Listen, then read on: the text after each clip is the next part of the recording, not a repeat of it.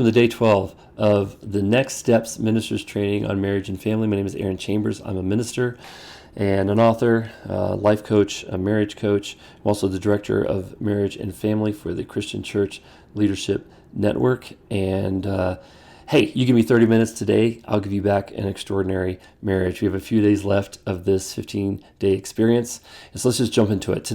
Yesterday we talked about what happens when poo falls on your front porch. And we talked about doing something productive with it. And today I want to give you some good things to do with pain and good ways to have conflict. And let me talk to you first of all about a fight is not a good fight. All right, you're not doing good stuff with it.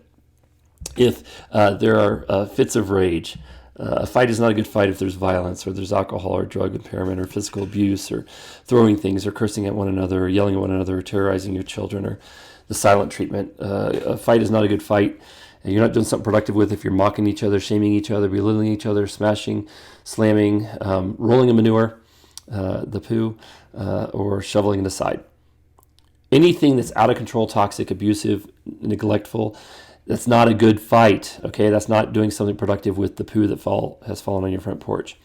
So I want to share with you today in our time 6 keys to having a good fight. First is good information. Good information. How many times you had an argument and you didn't have all the facts straight? You didn't know what you were talking about. Before you have an argument, stop and make sure, are we talking about the truth here? Are we talking about facts here? Do we have good information? Facts before you fight, all right? A good place. If you're going to have an argument, which every healthy couple has arguments, it needs to be a good place. A good fight never happens in the wrong location. And it's always good to avoid having a conflict in bad places, in public, in front of extended family, at work, in front of the kids, or in bed. Don't fight in bed. That's a sacred space.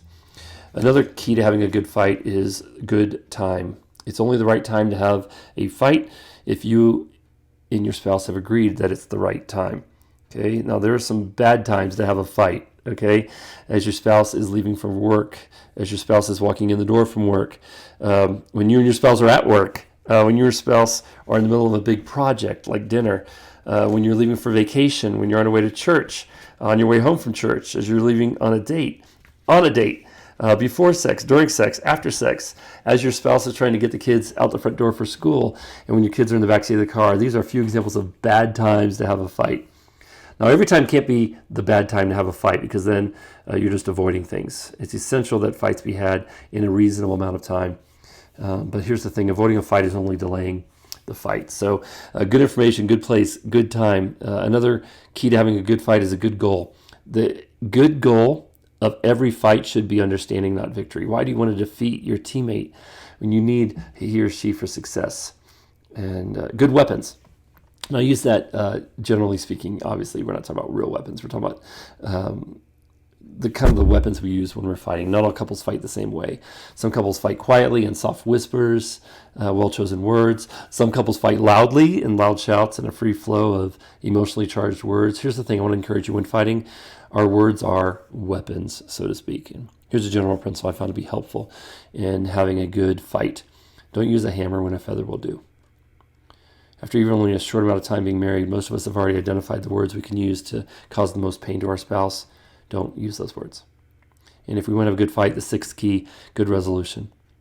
After reaching a mutual understanding, a ceasefire, put your weapons down, take a breath, embrace, pray together, apologize, make love, and resolve to discuss it no further except by mutual agreement.